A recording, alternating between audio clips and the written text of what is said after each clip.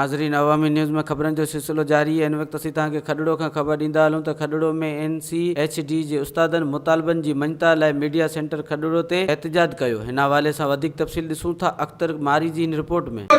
NCHD जे जेके उस्ताद आहिनि, feeder teacher आहिनि, उते उन्हनि पंहिंजे मुतालबनि जी मञता लाइ हिते खडड़ो मीडिया सेंटर ते पहुता आहिनि, जिते हिननि एहतजाज कयो आहे। हिननि जो मुतालबो आहे त असांजे फिलफोर जेके पघारूं रहियल आहिनि 8 खां 9 महीने जे विच में हिननि जूं पघारूं रहियल आहिनि, उहे असांजूं फौरी ॾिनियूं वञनि। ऐं इन सिलसिले में अचो त इहे जेके हिते उस्ताद एहतजाज कंदड़ आहिनि, उन्हनि खां पुछूं था त हिननि जो छा चवणु। फीडर टीचर आहियूं NCHD जा उस्ताद खे इहो जुगाए कोन थो, असांखे इहो नथो जुगाए त असां अची कंहिं मीडिया सेंटर ते या किथे बि धरणो हणूं। पर असांजा हिकिड़ा जाइज़ इशू आहिनि जेके असां 2000 वठी खणी हलूं पिया, पर केर बि असांजी जेको ॿुधण जे लाइ तयारु न आहे। को बि ऑफिसर, को बि जेको सो माना मैनेजमेंट जो जेको अॻुवाण आहे, असां किथे मुख़्तलिफ़ जॻहियुनि ते जेके आहिनि इहे हड़तालूं बि कयूं। असां 2007 खां वठी करे गवर्नमेंट ऑफ पाकिस्तान जे थ्रू, वफ़ाक़ जे थ्रू ऐं सिंध जेको सूबे सां उनजो मुआहिदो हिकिड़ो थियलु आहे, उहो असां उते पढ़ायूं पिया।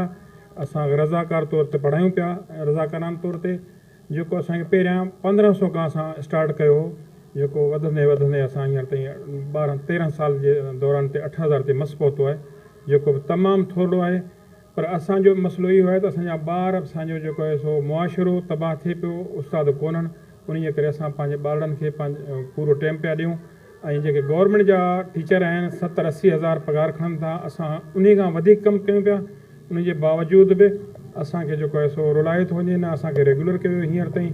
असांजे बिहाफ जेके असांजा हेड ऑफिस वारा आहिनि, असांजा ऑफिस वारा आहिनि, उहे रेगुलर थी विया आहिनि। अलाए 16 ग्रेड उन्हनि खे मिली वियो, असांखे ख़ुशी आहे, उन्हनि खे मिलणु खपे सभिनी खे, त असांखे बि रेगुलर कयो वञे।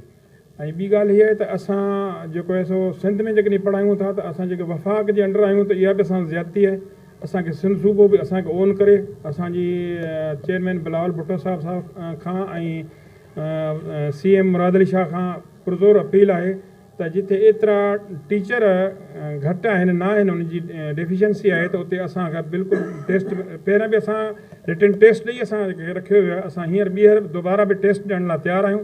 हर लिहाज़ सां असां वेल एजुकेट खे सिंध सूबो बि ओन करे ऐं असांखे रेगुलर कयो वञे, असांखे पघारियूं ॾिनियूं। असांजा जेको सो ॿारड़ा गुलनि जहिड़ा ॿारड़ा जेके तइलीम जे ज़ेवर खां नाराज़ था रहिजी न वञनि, असां इहो पुरज़ोर अपील था कयूं त असांखे रेगुलर कयो वञे। असां 7 महीननि जूं पघारियूं असांखे